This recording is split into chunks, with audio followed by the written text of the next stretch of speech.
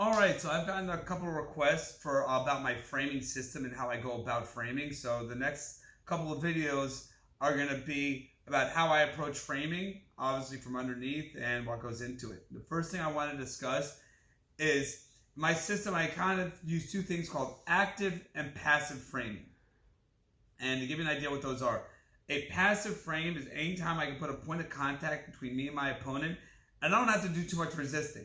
Sort of the physical space that either my arms or legs or all of it will occupy is what's going to keep their total weight off of me and prevent them from passing my guard or progressing to do much damage.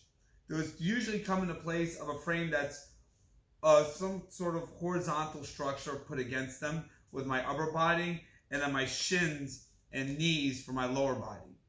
A active hook is going to be something that I can't just passively sit there and do. I have to be actively engaged in what I'm doing, such as an underhook.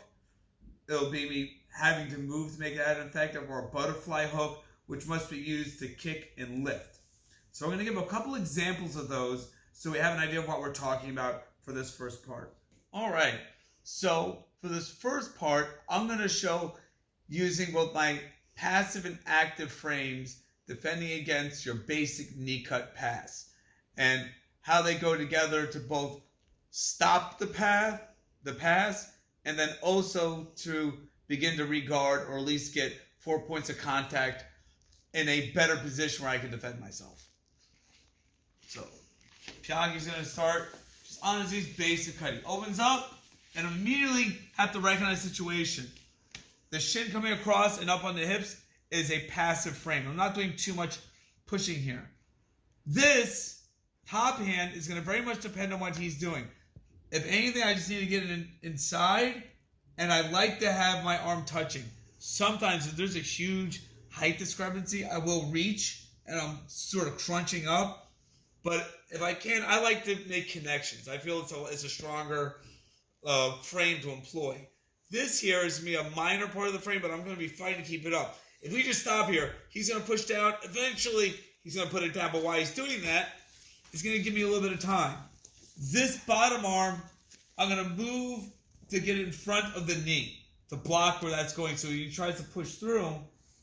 It's running basically into my arm, which is kind of wedged into the ground. So this is sort of the first intermediary step we want to get to in defending this.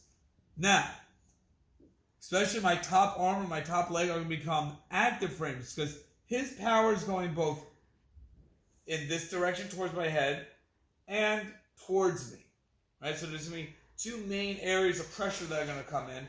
So what really good is he's going to try to get that underhook. So I might not even have, my underhook to scoop back because we're only going to be here for for a half a second or so. So I'm assuming he has that underhook or that underhook position.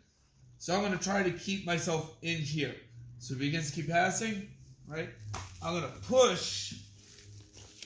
And then before I was any regard, it's just getting like my shin has used that to help execute my shrimp. My bottom foot came on and I'm here, which allows me to come up. Either he might dive into me, he might stand up. Whatever he does now, I have all four limbs ready to block the person. I can regard, maybe he stands up or whatever, and I'm still here, ready to block. So for this part of our framing, we're going to deal with defending and reacting to the person trying to pass our guard when they're standing up. So Pyongy's in my guard, and now as most people do, he's going to get to his feet to start passing. So first thing, I don't want to get extended here. It's very tempting to let my legs come out, but then if he gets like ankle control, my legs are out, it's hard to pull him in. Look, I'm pulling myself. I'm not going to be able to move too much. And he can pin my feet to the ground, walk around. There's a lot of different things he can do once my limbs get too far extended from my body. So he's up here until he's coming out, boom, I come in. If he's leaning on me, it almost makes a fall, which then I can hook. And I have two active frames here. Or I can even just come in and get here, get my feet posted on, get control of the ankles. Usually, like when me and Pyongy are rolling, I'm not going to be able to get both because he's going to be aware immediately step back. So I have 1, 2, and my grab his wrist is really going to depend upon what the person's doing. Now, we talked about this is both combination of active and passive frames. If he's circling to any one direction, I generally want to hook or put an active frame on the opposite side, because as he moves, he could say continuing to his right, this is going to help pull me and keep me attached. Even if I lose this one, I keep circling, that'll keep me here. And I can keep this in, even though this frame isn't touching, it's so useful because it's occupying space that Pyongy's trying to occupy. If he's going to the other side, this doesn't do too much, so I got to switch, right? 1, 2, 3, and then maybe I get 4 points of contact here. You know, if I'm, let's say, looking to sweep, or I can put it up on his chest, make sure he can't drop his weight down on me. This active focus is going to be here, pulling me in the direction that he was circling. This one can be active or passive. Say he's just leaning on me, right here, I can just keep and rest here. This will take care of that weight, and then I can switch up, do whatever I need to do, advance towards, say, attacks, or I need this to be active. I can push him away, begin to sit up, and engage in a more aggressive open guard. In all seriousness, the only way any of this stuff is effective is time, period. You're waiting for that second word to drop, is time. You've got to put time in on the match. You've got to put time into practice. You've got to make a very focused study of using frames for whatever situation, whether it's in side control, half guard, full guard, wherever it is, you really got to focus on it. You can't just kind of watch the video, do it a couple times. I spent years getting the crap smashed out of me.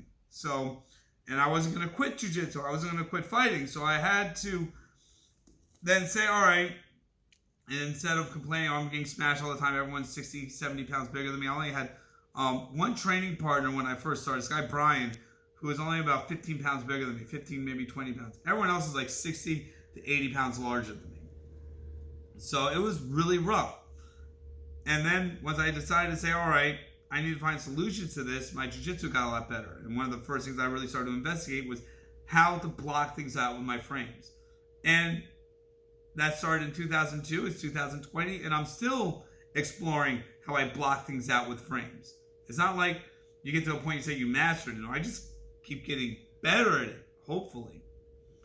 And that's the real trick with any of this stuff. It's not necessarily where I'm putting the frame, what I'm doing with it, because everybody, assuming you all have 2 legs and 2 arms and 2 hands and 2 feet and all that, it's finding how the frames work for you, for how your body moves, specifically how your hips move and how your torso moves, and the range of motion you have in your hips in which you can draw your legs in and out, that are going to really make the difference between having an effective framing system or one that, well, sucks.